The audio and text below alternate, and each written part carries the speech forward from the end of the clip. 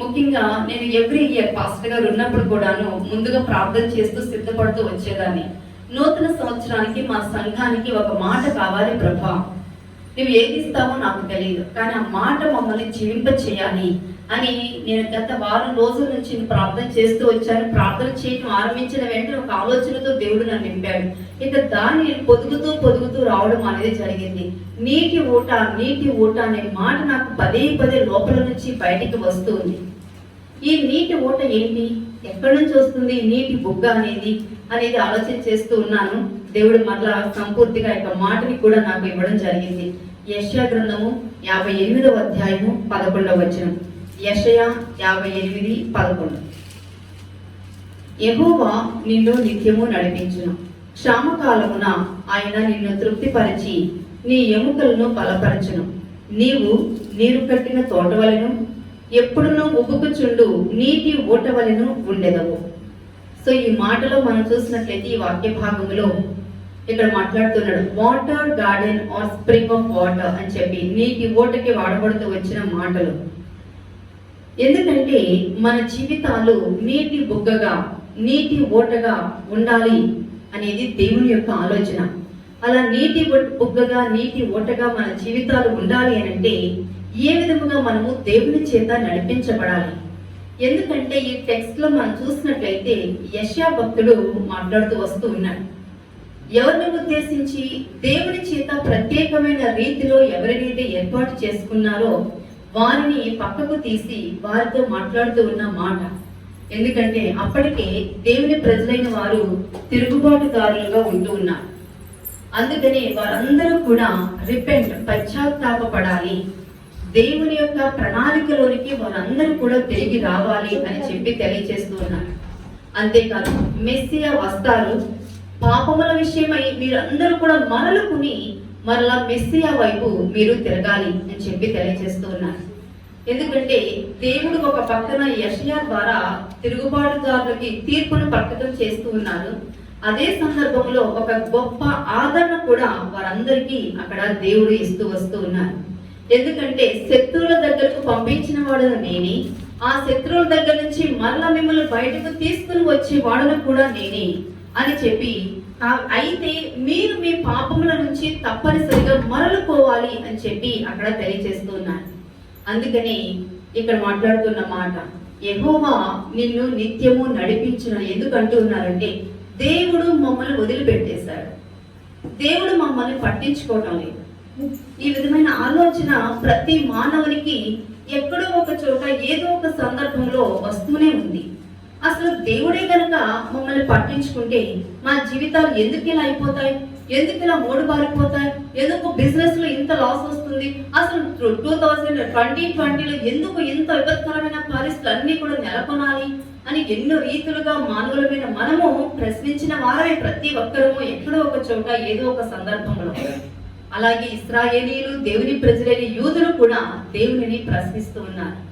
ఏమనంటే ఎంతకాలం ఇలా శత్రువుల చేతిలో మేము బాధలు పడాలి, ఎంతకాలం మా జీవితాలు వారి ఉప్పు సంఖ్యల కింద నలిగిపోవాలి, అంతేకాని ఎందుకు అక్కడికి తీసుకుని వెళ్ళబడ్డామో అనేది ఆలోచన చేయటంలా, వెళ్ళిన తర్వాత మాకెందుకు ఈ పనిష్మెంట్ వచ్చిందో అనేది ఆలోచన చేస్తూ ఉన్నారు. అందుకని ఎప్పుడు కూడా మనం గుర్తుంచుకోవాల్సింది ఒకటేనండి, ఎప్పుడైనా ఏదైనా ఒక పనిష్మెంట్ అనేది ఒక శిక్ష అనేది మన జీవితాల్లో కలిగినప్పుడు మనము ఒకంత ఆగి ఆలోచన చేసుకోవాలి. Am I right with God? నేను దేవునితో సరిగా ఉన్నానా, లేదు నాకు నా దేవునికి మధ్య ఎక్కడైనా బ్రేకప్స్ అనేవి వచ్చాయా, లేదు దేవుని ప్రజలతోనూ అలాగే దేవుని సేవకులతోనూ లేదు మన ఇంటి వారితో మనకు సత్సంబంధాలు ఉన్నాయా అనేది మనము ఆలోచన చేసుకోవాలి. ఈ దేవుని ప్రజలైన ఇశ్రాయేలీయులు మాత్రము ఈ విషయంలో ఎంత వెనకబడిపోయి దేవునిని ప్రశ్నిస్తూ ఉన్నారు. అందుకని మన 9వ వచనంలో చూసినట్లయితే అక్కడ కనపడుతుంది కదా, అప్పుడు నీవు పిలువగా యెహోవా ఉత్తరం ఇచ్చు అని చెప్తూ నీవు మొరపెట్టగా, అంటే నీవు మొరపెట్టగా గమనించండి ఏమంటున్నాడు అక్కడ మళ్ళీ భక్తుడు, నీవు మొరపెట్టాలి, నీవు అడగాలి, నీవు దేవుని దగ్గరకు రావాలి, నీవు చేయవలసినది నీవు చేసినప్పుడే నీకు రావలసినది నీ జీవితంలోనికి తప్పనిసరిగా వస్తుంది అని చెప్పి తెలియజేస్తున్నారు. అందుకని ఈ ఉదయకాలమున ఈ నూతన సంవత్సరంలో మన జీవితాలు ఎలా ఉండాలని దేవుడు ఉద్దేశిస్తూ ఉన్నారు అని అంటే, ఉబుగుచుండు నీటి ఓట వలె ఉండాలని ఆలోచన చేస్తూ ఉన్నారు దేవుడు. అది దేవుని యొక్క ప్రణాళిక ఉన్నది. ఆ ఉబికే నీటి ఓట గురించి నేను మరింత వివరంగా మీకు తెలియజేస్తాను. నీటి ఊట దేనికి సాదృశ్యంగా ఉన్నది? అలాగే దేవుని యందు ఎవరైతే విశ్వాసం ఉంచుతారో వారిని దేవుడు ఎలా ఆశీర్వదిస్తాడు అనేది చూస్తే, దేవుడు అంట నిత్యము నడిపిస్తాడట. ఎవరైతే దేవుని యందు తమ మనస్సును పెట్టుకుంటారో వారిని దేవుడు ప్రతి క్షణము కూడా నడిపిస్తాడు. కొంతకాలం నడిపించి కొంతకాలం మధ్యలో వదిలిపెట్టేసే దేవుడు కాదు. మనమైతే ఆ పని చేస్తాం. కొంతకాలం ప్రజలకు అండగా ఉంటాం, నిలబడతాం. కానీ కొంతకాలం అయ్యేసరికి నాకొద్దు బాబోయ్ అని చెప్పేసి, వీళ్ళు నచ్చలేదు, నాకు వీళ్ళ పద్ధతి తీరు వ్యవహారాలు నాకు నచ్చలేదు అని చెప్పి మనం ఏం చేస్తాం? విడిచిపెట్టేసే వారుగా మనం ఉంటాం. కానీ ఇక్కడ మాట్లాడుతున్నారు కదా, కీర్తన 40:11 అంటారు, నీ కృపా సత్యములు ఎప్పుడునూ కాపాడును గాక. అంటే దేవుని యొక్క కృప, దేవుని యొక్క సత్యము అనేది మన జీవితాలను ఎల్ల వేళలా కూడా always it has to protect our life. మన జీవితాలను అది నిత్యము కూడా కాపాడుతుంది అని చెప్పి తెలియజేస్తున్నాను. సో అందుకని మన కీర్తన 71:14 కూడా మాట్లాడుతున్నాను, I will always have hope. నేను ఎల్లప్పుడూ నిరీక్షించును. దేవుడు నిత్యము నడిపించడంలో ఏమి ఉంది అని అంటే, ఒక నిరీక్షణ అనేది దాగి ఉన్నది. అది మనము గుర్తు చేసుకోవాల్సిందే. అలాగే మొదటి రాజుల గ్రంథము 3:14, 6:12 కూడా దేవుడు వాగ్దానం చేశాడు. వాళ్ళని దీవిస్తూ ఉన్నాడు, నీవు దీర్ఘాయుష్మంతుడు అవుతావు అని చెప్పి తెలియజేస్తూ ఉన్నాడు. అంటే మన జీవితాలలో దేవుని యొక్క ఆశీర్వాదం ఎలా ఉంది అని అంటే, దీర్ఘాయుష్మంతుడుగా మనం ఉండాలి అని చెప్పి దేవుడు ఉద్దేశిస్తూ ఉన్నాడు. ఒక్కసారి మనం మొదటి రాజుల గ్రంథం 3:14 వెళ్దాం. అక్కడ దేవుడు మాట్లాడుతూ వస్తూ ఉన్నమాట. మొదటి రాజులు 3:14. మరియు నీ తండ్రి అయిన దావీదు నా మార్గములలో నడిచి నా కట్టడలను నేను నియమించిన ధర్మం అంతటిని గైకొనినట్లు నీవు నడచి వాటిని గైకొనిన ఎడల నిన్ను దీర్ఘాయుష్మంతునిగా చేసేదను అనెను. దేవుని యొక్క ఆశీర్వాదాలతో మనము నిత్యము నడిపించబడాలి అని అంటే, దేవుని యొక్క ఆజ్ఞల్లో మనము తప్పనిసరిగా నడవలసిన వారమై ఉన్నాం. అంతేకాదు, రెండవ ఆలోచన ఇక్కడ మాట్లాడుతున్నాను కదా, క్షామకాలమున నేను నిన్ను తృప్తిపరుస్తాను అని చెప్పి తెలియజేస్తూ ఉన్నాను. క్షామకాలం అనగానే మనకి వెంటనే మరలా మొదటి రాజుల గ్రంథం 17:18 ఉన్న సంఘటన గుర్తొస్తుంది. ఏలియా కాలంలో 3 సంవత్సరాల పాటు వర్షము రాదు అని చెప్పడం, మళ్ళీ 3 సంవత్సరాలు అయిన తర్వాత దేవుడు వర్షాన్ని పంపడము అనేది అక్కడ కనపడుతుంది. కానీ నాకు అనిపించింది, ఈ మాట చదువుతూ ఉంటే క్షామము అంటే కేవలము అదేనా అని అనిపించింది. నేను ఆలోచన చేస్తూ వస్తే మరి కొన్ని ఆలోచనలు నా ముందుకు వచ్చాయి. కుటుంబ క్షామము అనేది మనం కలిగి ఉన్నాం. అంటే ఏంటో తెలుసా? కుటుంబంలో అసమాధానం. గడించిన సంవత్సరాలు ఒక్కసారి వెనక తిరిగి చూసుకోండి. నూతన సంవత్సరంలోకి వచ్చాం. కుటుంబంలో భార్యాభర్తలుగా ఉన్నాం. అలాగే మన పిల్లలు ఉన్నారు, మన పెద్దలు ఉన్నారు. ఎక్కడ చూసినప్పటికీ కూడా కుటుంబం క్షామంలో ఉంది. ఉండటానికి అన్నీ ఉన్నాయి, వెల్ సెటిల్డ్ లైఫ్. కానీ వారి దారి వారిది, మన దారి మనదే. ఏదో వండి పెట్టాము, వచ్చారా, తిన్నారా, వెళ్ళారా, వాళ్ళు మొబైల్ చూసుకున్నారా, వచ్చారా, తిన్నారా, ఆఫీస్కి వెళ్ళారా, మనం తిన్నామా, లేకపోతే మనం ప్రార్థన చేసుకున్నామా, మనం బైబిల్ చదువుకున్నాము, మనం టీవీ చూసుకున్నాము. What is life? ఎక్కడుందండి ఆశీర్వాదము? ఎక్కడుంది సమృద్ధి? క్షామము అంటే ఎక్కడో లేదండి. ఆకలి లేకపోవడం అనేది క్షామము కాదు. కానీ కుటుంబంలో సఖ్యత, సమాధానం అనేది లేకపోవడం అనేది ఇక్కడ క్షామముగా మనం గుర్తించవలసి ఉన్నాం. ఎందుకంటే కుటుంబాల్లో అసమాధానం అనేది ఏలుబడి చేస్తూ ఉన్న దినాల్లో మనం ఉంటూ ఉన్నాం. మొదటి సమూయేలు గ్రంథం 2:22-25 చూసినట్లయితే ఏలీ కుమారులు మనకి అక్కడ కనపడతారు. ఏలీ కుమారులు చాలా దుర్మార్గంగా వారు ప్రవర్తిస్తూ వస్తూ ఉన్నారు. ప్రవర్తిస్తూ వస్తూ ఉంటే ఏలీ వారికి హెచ్చరిక చేస్తాడు, నాయన మీరు దేవాలయం దగ్గరికి వచ్చిన స్త్రీలతో వ్యభిచరిస్తూ ఉన్నారని విన్నాను, అలా చేయటం తగదు నాయన. అలాగే దేవునికి చెందవలసిన పోర్షన్ ని అర్పణంలో మీరు తీసుకుంటున్నారని విన్నాను నాయన. You should not do that. మీరు అలా చేయకూడదు నాయన. ఆ మాట అయిన కింద వారు మరి మిక్కిలి దుర్మార్గముగా ప్రవర్తించి మంచి మాటలు వారికి చెవిన పడనంతగా వారి ఏమైపోయినాయండి, కరడు కట్టిపోయినాయి. దెబ్బలు వేసుకొని అంటారు చూస్తారా, వారి ఇంద్రియాలు అలా మూసుకుపోయాయి. అందుకని వారు తమ జీవితాలలో కుటుంబంలో క్షామము కలిగి ఏమైపోయారండి, చివరికి వారికి ఉండటానికి ఉంది, తినడానికి ఉంది, మంచి స్టేటస్, యాజకులు అని అంటే అబ్బో ఎంత గౌరవం. కానీ ఏమైపోయారండి, ఒకే రోజు తండ్రి కుమారులు అందరూ కూడా చనిపోయారు. కుటుంబ క్షామము. అని దేవుడు మాట్లాడుతున్నారు, ఎవరైతే నా ఆజ్ఞలను అనుసరించి నడుచుకుంటారో వారి జీవితాల్లో కుటుంబ క్షామం అనేది లేకుండా నేను చేస్తాను, కుటుంబాల్లో సమాధానాన్ని నేను తీసుకుని వస్తాను. అందుకని let's have a family prayer. కుటుంబాల్లో కుటుంబ ప్రార్థన కలిగి ఉందాం. కొంత స్త్రీలమైన మన పనులన్నీ పక్కన పెట్టి మన యజమాని ఉన్నప్పుడు వారి గురించి పట్టించుకుందాం. మన పిల్లలు ఇంట్లో ఉన్నప్పుడు వారితో పాటే ఉందాం. ఒక్కొక్కసారి వాళ్ళు వినరు మన మాట, but still go after them. ఎందుకంటే ప్రార్థన ద్వారా, అలాగే మన ప్రేమపూర్వకమైన మాటల ద్వారా డెఫినెట్గా ఎటువంటి వ్యక్తులైనా సరే మనము లొంగ తీసుకోవచ్చు. Love never fails. కుటుంబ క్షామము అనేది మన కుటుంబాలలో నుంచి వెళ్ళిపోయి నూతన సంవత్సరంలో నూతన దీవెన ఆశీర్వాదాలతో ఉండాలి అని అంటే తప్పనిసరిగా సమాధానం కలిగి ఉండాలి. అంతేకాదు ప్రార్థనా క్షామం. అదేంటండి, వేకుజామున ప్రార్థన చేస్తున్నా, అలాగే ఎప్పుడు ప్రార్థన అంటే కూడా రెడీగా ఉంటున్నాము, ప్రార్థనా క్షామం ఏంటండి అని అంటారా?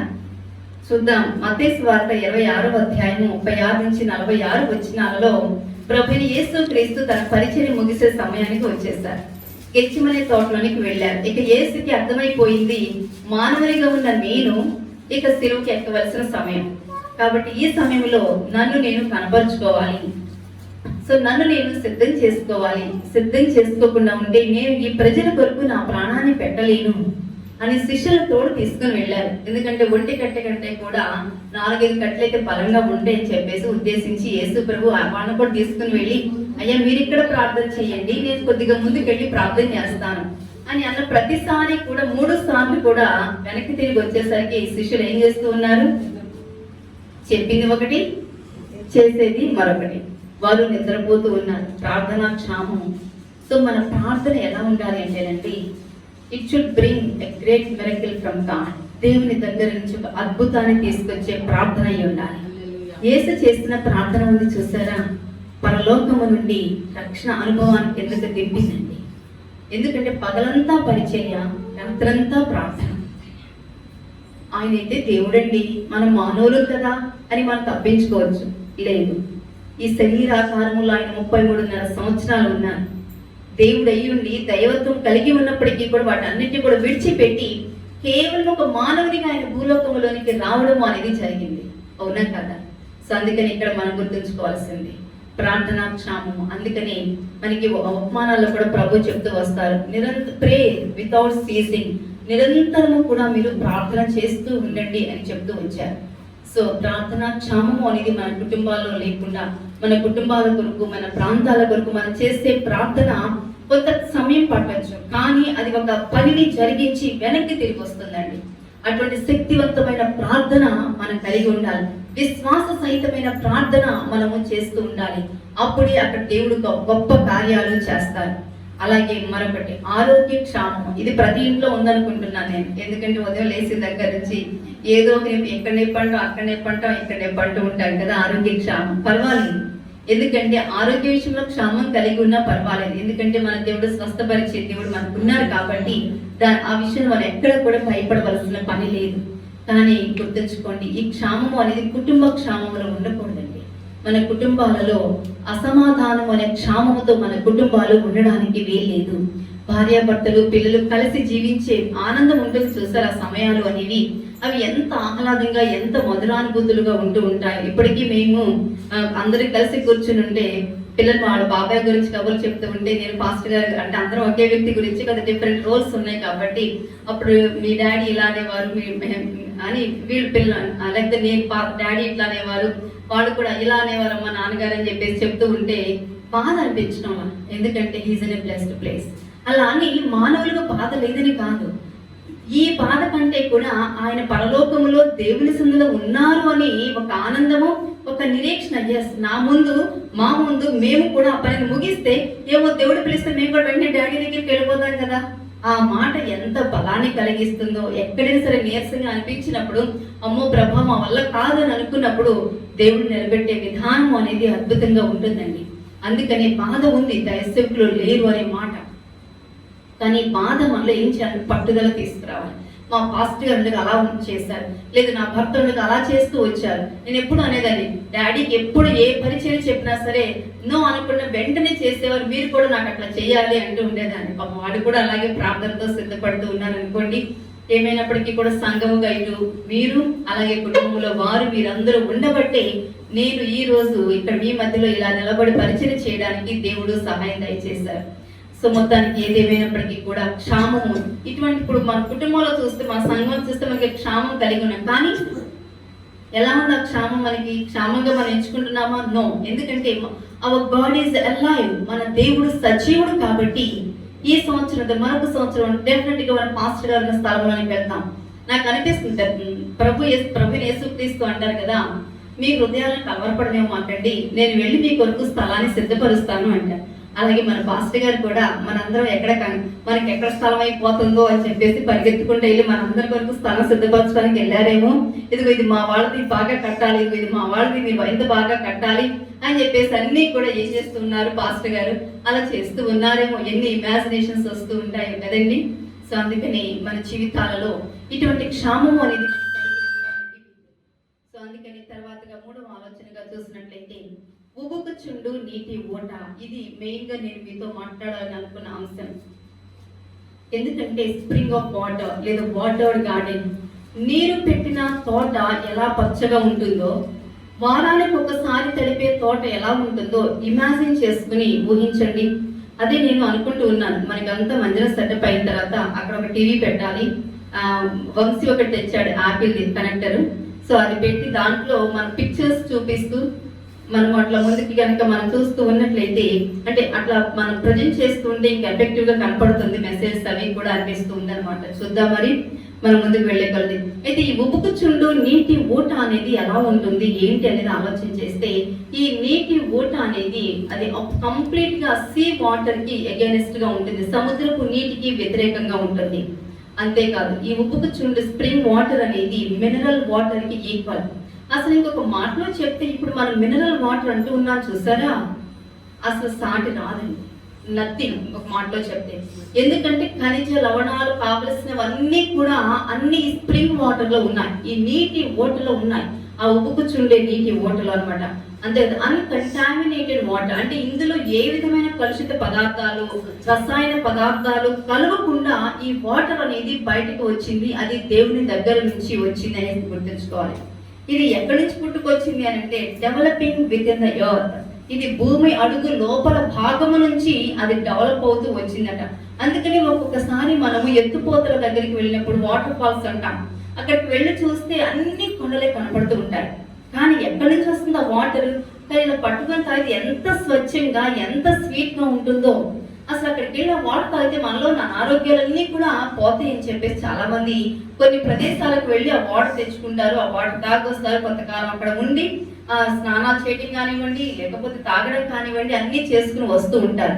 అంత గొప్ప నీరు అనమాట అది. అయితే ముఖ్యంగా ఈ న్యాచురల్ స్ప్రింగ్ వాటర్ గురించి చూస్తే 10 రకాలైన లక్షణాలు మనకి ఇక్కడ కనపడుతూ ఉంటాయి. ఎందుకు నేను 10 లక్షణాలు కూడా చెప్తూ ఉన్నానంటే, దానికి రూట్ అనేది డెఫినెట్ గా ఈ రోజు మనం కనుగొంటూ ఉన్నాం. ఎందుకంటే ప్రతి ఒక్క వ్యక్తి జీవితం అనేది ఒక బొగ్గలాగా, నీటి బొగ్గలాగా, నీటి ఓటలాగా ఈ నూతన సంవత్సరంలో 2021లో ఉండాలని దేవుడు ఉద్దేశిస్తూ ఉన్నాడు. ఎందుకంటే ఈ స్ప్రింగ్ వాటర్ అనేది వెజిటేషన్ గ్రోత్ కి చాలా ఉపయోగపడుతుంది. మనకి కొన్ని చోట్ల అడవి ప్రాంతాల్లో చూస్తే కొన్ని చెట్లు, వైల్డ్ ఫ్లవర్స్ ఇవి కనపడుతూ ఉంటాయి. అవి ఎంత పెద్ద పెద్ద పువ్వులు పూస్తాయి, కానీ వాటికి వాటర్ ఎక్కడి నుంచి వచ్చిందో తెలియదు. కానీ వాటిని చూసిన వెంటనే ఆలోచనకి ఏం రావాలో తెలుసా?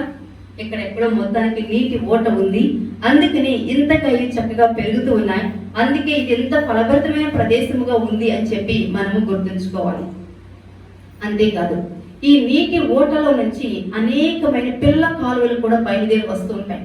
మెయిన్ స్ట్రీమ్ ఎక్కడో ఉంటుంది, కానీ అందులో నుంచి పిల్ల కాలువలు బయటికి వస్తూ ఉంటాయి. అదే కదా సంఘం అనేది ఉంది, కానీ మొత్తానికి ఎక్కడో ఆరంభమయ్యింది. మళ్ళీ పిల్ల సంఘాలుగా మనలో నుంచి ఇంకా అనేకులు పుట్టుకొని వస్తూ ఉన్నారు. ఆనాడు దేవుడు అబ్రహాంని పిలిచినప్పుడు ఎంతమంది ఉన్నారండి అబ్రహాంతో? Only one. కానీ దేవుడు ఏమన్నారు? అనేక జనములు నీలో నుంచి బయటకు వస్తారు, అనేక తరములు నీలో నుంచి బయటకు వస్తారు. How is it possible? కానీ ఒక వ్యక్తి ఒక నీటి బుగ్గలాగా అక్కడ దేవుడు ఏర్పాటు చేస్తే ఆ విశ్వాసముతో మళ్ళీ అనేకులు బయటకు రావడం అనేది ఇక్కడ జరుగుతూ వచ్చింది.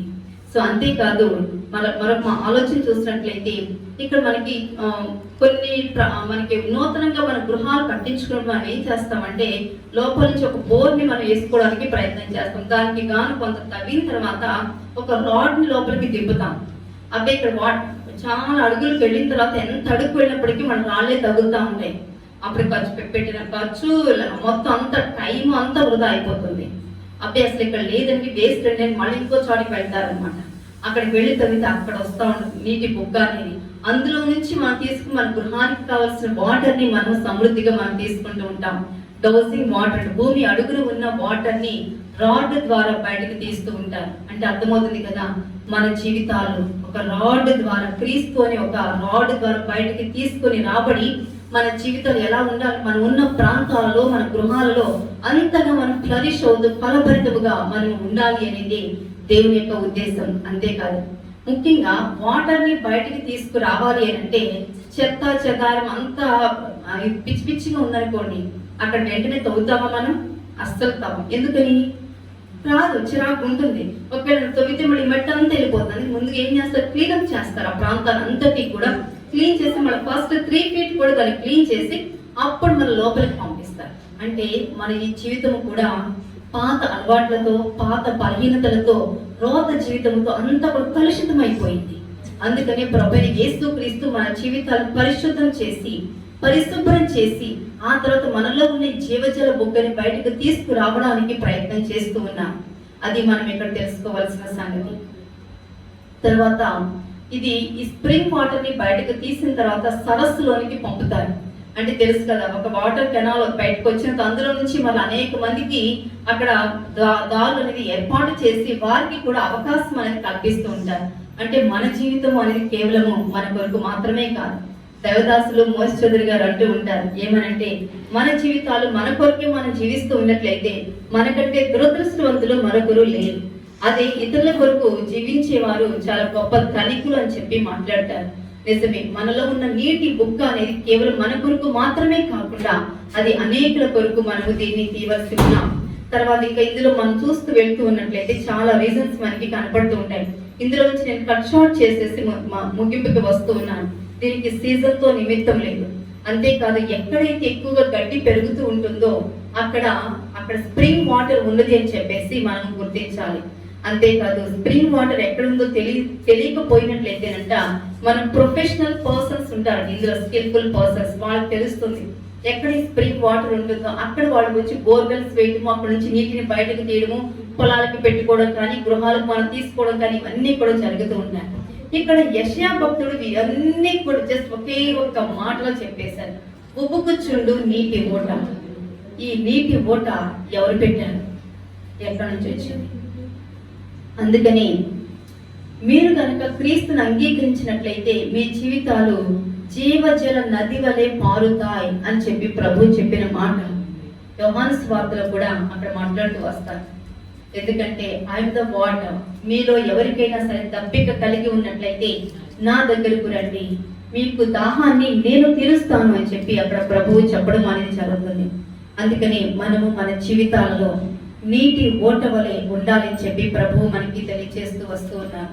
అందుకని నీటి ఓటలాగా ఈ నూతన సంవత్సరంలో మన జీవితాలు ఉంచుకుంటూ నిత్యము దేవుని చేత నడిపించబడుతూ క్షామకాలమున ఎక్కడైతే మన కుటుంబాల్లో మనం క్షామము, కరువు అనేది ఎదుర్కొంటూ ఉన్నామో ఆ కరువులో మనం ప్రభువుని కలిగి ఉంటూ మనము ముందుకి కొనసాగవలసి ఉన్నాం. కీర్తన 1:3 అక్కడ కీర్తనకారుడు మాట్లాడుతూ వస్తూ ఉన్నాడు. అతడు నీటి కాలువల యోరన నాటబడినదే, ఆకు వాడక తన కాలమందు ఫలమిచ్చు చెట్టు వలె ఉండును, అతడు చేయునదంతయు సఫలమగును. నీటి కాలువల ఓరన ఎవరైతే నాటబడతారో వారు తగిన సమయంలో వారి కాలాల్లో తప్పకుండా ఫలాలను వారు ఫలిస్తారు అని చెప్పి అక్కడ తెలియచేస్తూ, అప్పుడు ఆ వ్యక్తి చేసే ప్రతి ఒక్కటి కూడా ఫలభరితం అవుతుంది అని చెప్పి మాట్లాడతారు. అందుకని మనము మన జీవితాలలో ఎలా ఉండాలి అంటే, ఆకు వాడక తన కాలమందు ఫలమిచ్చు చెట్టు వలె మనము ఉండవలసి ఉన్నాం అని చెప్పి ఇక్కడ మనము తెలుసుకోవలసి ఉన్నాం. అంతేకాదు కీర్తన 23:1 కూడా మనం చూసినట్లయితే, ముగింపులోకి వస్తూ ఉన్నాను. కీర్తన యెహోవా నా 23 కాపరి, నాకు లేమి కలుగదు. చదవండి. యెహోవా నా కాపరి, నాకు లేమి కలుగదు. పచ్చిక గల చోట్లను ఆయన నన్ను పరుండజేయుచున్నాడు. శాంతికరమైన జరువుల యొద్ద నన్ను నడిపించుచున్నాడు. ఇక్కడ మాట్లాడుతున్నారు పచ్చిక గల చోట్ల అంటే, ఎవరైతే ఈ దేవుని కాపరిగా కలిగి ఉన్నారో ఆ దేవుడు వారిని ఏం చేస్తున్నారంటండి, పచ్చిక గల చోట్ల వారిని పరుండ చేయటం మాత్రమే కాదు, కానీ శాంతికరమైన జలముల యొద్ద ఆయన మనల్ని నడిపిస్తూ ఉన్నారు. అందుకని మన జీవితాలు నీటి బొగ్గగా మనము ఉంచుకోవలసి ఉన్నాం. ఒక్కొక్కసారి ఈ నీటి బొగ్గలు కనపడకుండా పిచ్చి పిచ్చి మొక్కలన్నీ మొలుస్తూ ఉంటాయి. క్రైస్తవ విశ్వాసులుగా ఆరంభంలో ఉన్నంత హుషారు కొత్త సంవత్సరంలో తర్వాతకి వెళ్ళేసరికి మనము నీరస పడిపోయే ప్రమాదం ఉంటుంది. పిచ్చి మొక్కలు మొలిసే ప్రమాదం అనేది ఉంటుంది. అటువంటి స్థితిలో నుంచి మనం బయటికి వచ్చి మన జీవితాల్లో ఉన్న ఈ నీటి బొగ్గలు కనుక మనం ప్రతినిత్యము కూడా శుభ్రం చేసుకుంటూ ఉన్నట్లయితే మనలో ఉన్న ఇక నీరు ఎలా ఉంటుంది అంటే చాలా స్వచ్ఛంగా ఉంటుంది. ఇందులో ఉన్న మినరల్స్ ఏం చేస్తాయి, మనకి మోకాళ్ళ నొప్పులు రాకుండా చేస్తాయి. అంతేకాదు మనలో ఉన్న అన్నెసెసరీ థింగ్స్ మన లోపల చాలా ప్రొడ్యూస్ చేస్తూ ఉంటుంది.